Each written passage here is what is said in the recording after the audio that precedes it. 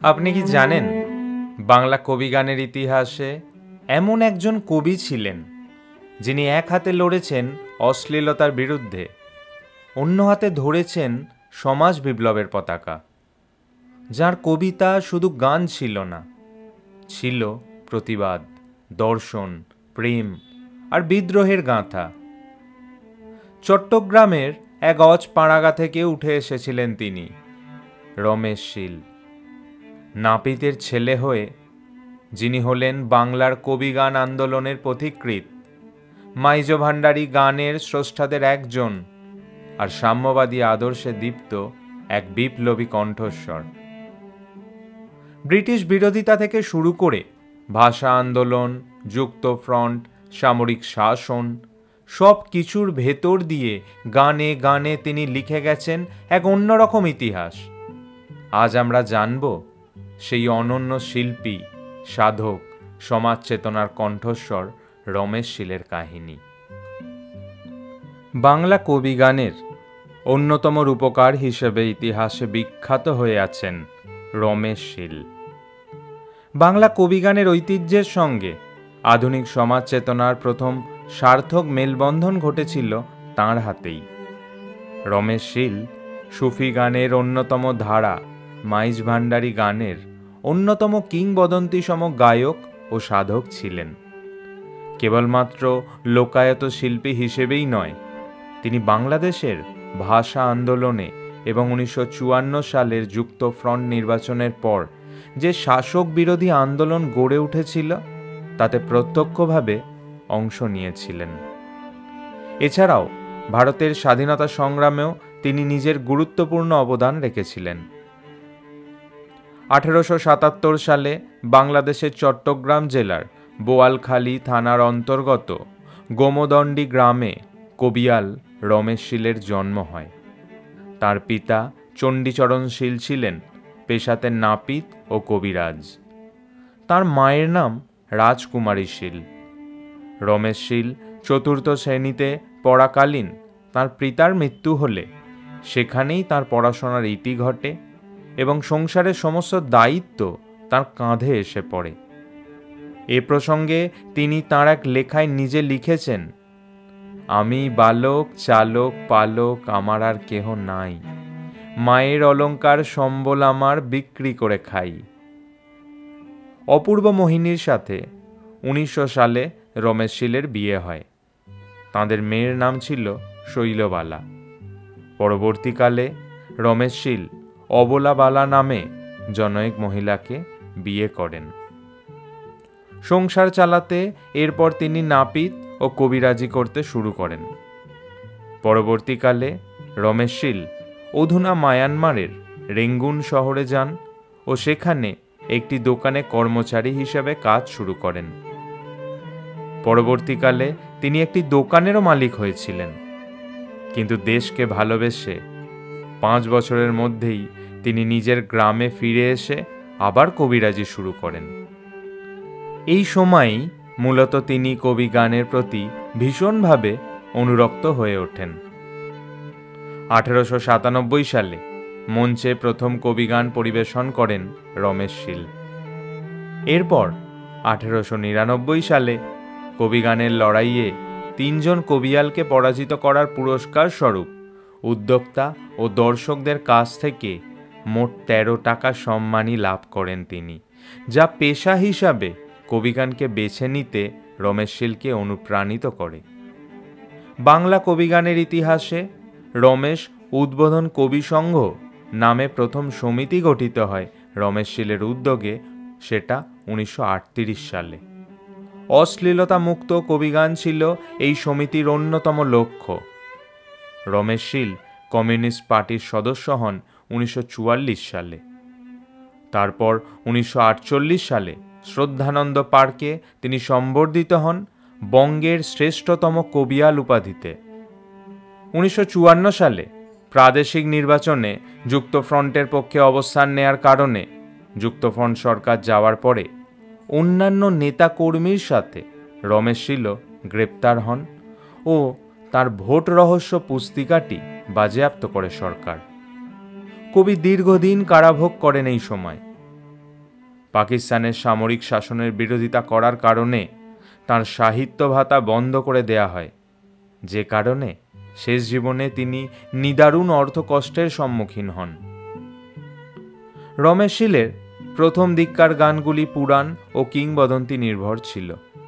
পরবর্তীকালে সমাজতান্ত্রিক আদর্শে অনুপ্রাণিত হয়ে তিনি প্রবলভাবে সমাজ সচেতন হয়ে ওঠেন। কবিগানের বিষয়বস্তুতে আসে আমূল পরিবর্তন। যুদ্ধ, শান্তি, চাষি, মজুদ্দার, স্বৈরতন্ত্র, গণতন্ত্র তাঁর কবিগানের বিষয়বস্তু হয়ে ওঠে। 1898 সালে চট্টগ্রামের ফিরিঙ্গি বাজারের মাঝির ঘাটে দুর্গাপূজায় কবিগানের আসর বসে। প্রায় 1050 মানুষের উপস্থিতিতে কবিগান শুরু হয়। প্রধান কবিয়াল ছিলেন তৎকালীন জনপ্রিয় কবিয়াল মোহনবাসী ও চিন্তাহরণ। গানের আসরে চিন্তাহরণ অসুস্থ হয়ে পড়লে আয়োজকরা কবিয়াল দীনবন্ধু মিত্রকে মঞ্চে আসার জন্য অনুরোধ করেন, কিন্তু দীনবন্ধু মিত্র তাঁর জায়গায় রমেশ শীলকে মঞ্চে যাওয়ার জন্য অনুরোধ করলে কোমরে চাদর পেঁচিয়ে মঞ্চে ওঠেন রমেশ শীল। মাত্র 21 বছরের যুবক রমেশ শীলকে মোহনবাসী অবজ্ঞা করে বলেছিলেন, এই পুঁচকের সাথে কি পালা করা যায়? প্রত্যুত্তরে রমেশ শীল বলেছিলেন, উৎসব আর ভয় লজ্জা কম নয়, কে বা হারাতে পারে কারে? পুঁচকে ছেলে সত্যি মানি, শিশুব্রজ ছিল জ্ঞানী, চেনা জানা হোক না আসরে। জীবনের প্রথম আসরে টানা 8 ঘন্টা গেয়েছিলেন কবিগান। কবিগানের ওই লড়াইয়ে কোনো পক্ষই কাউকে হারাতে পারেনি। আয়োজকদের হস্তক্ষেপে কবিগান বন্ধ হয় সেদিনের মতো।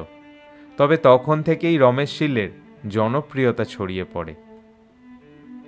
রমেশ শীলের প্রধান লক্ষ্যই ছিল কবিগানের ভাষা ও পরিবেশনা থেকে অশ্লীলতা বিসর্জন। রমেশ শীলের উপস্থাপন ও মার্জিত শব্দচয়ন কবিগানের রুচিশীলতার এক বিরল দৃষ্টান্ত। দেশাত্মবোধ, দুর্ভিক্ষ মন্বন্তর, ঔপনিবেশিক বিরোধী আন্দোলন তার গানের ভাষায় উঠে এসেছে জোরালোভাবে। তার দেশাত্মবোধ ছিল সুগভীর। তাই তো তিনি লিখেছেন, বাংলার জন্য জীবন গেলে হব স্বর্গবাসী, আমার বাংলার দাবি ঠিক থাকিবে যদিও হয় ফাঁসি। 1954 সালে জনগণের ভোটে নির্বাচিত যুক্তফ্রন্ট সরকারকে ক্ষমতাচ্যুত করে নুরুল আমিনকে পূর্ব বাংলার গভর্নর বানানো হয়। নুরুল আমিন চট্টগ্রামে এলে জনগণের কাছে লাঞ্ছিত হলে রমেশ শীল এই নিয়ে একটি ব্যঙ্গাত্মক গান রচনা করেন। শোনো ভাই আজগুবি খবর, মুখ্যমন্ত্রী নুরুল আমিন করে চট্টগ্রাম সফর। দিনের 3টা বেজে গেল, পল্টনে সভা বসিল, হাই কি দেখিলাম কি ঘটিল।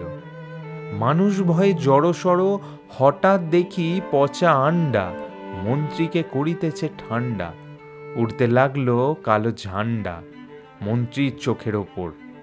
বিপ্লবী চট্টগ্রাম গেলা সূর্য সেনের প্রধান কেল্লা, মন্ত্রী করে তৌবা তিল্লা, করব না জনমভরে চট্টগ্রাম শহর। গানটি সে সময় বিপুল জনপ্রিয় হয়েছিল এবং এর জন্য তাকে কারাবরণও করতে হয়। এই সময় তাকে টাকার লোভ দেখিয়ে পাকিস্তানের জাতীয় সঙ্গীত লেখার জন্য প্রস্তাব দেয়া হয়েছিল, কিন্তু তিনি তা প্রত্যাখ্যান করেন। তাকে দেখানো এই প্রলোভনের জবাব দিয়ে তিনি লিখেছিলেন, আমার খুনে যারা করেছে মিনার, রক্ত মাংস খেয়ে করেছে কঙ্কালসার, আজ সেই সময় নাই, তরা ছুটে আসো ভাই, বেদনা প্রতিকারের সময় এসেছে।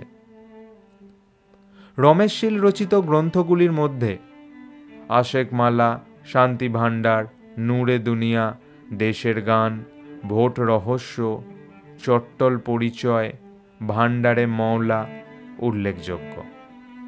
এছাড়াও রমেশ শীল বেদুইন ছদ্মনামে বদলতি জামানা এবং ঋষিভট্ট ছদ্মনামে ভণ্ড সাধুর কবিতা নামে 2টো বই লিখেছিলেন।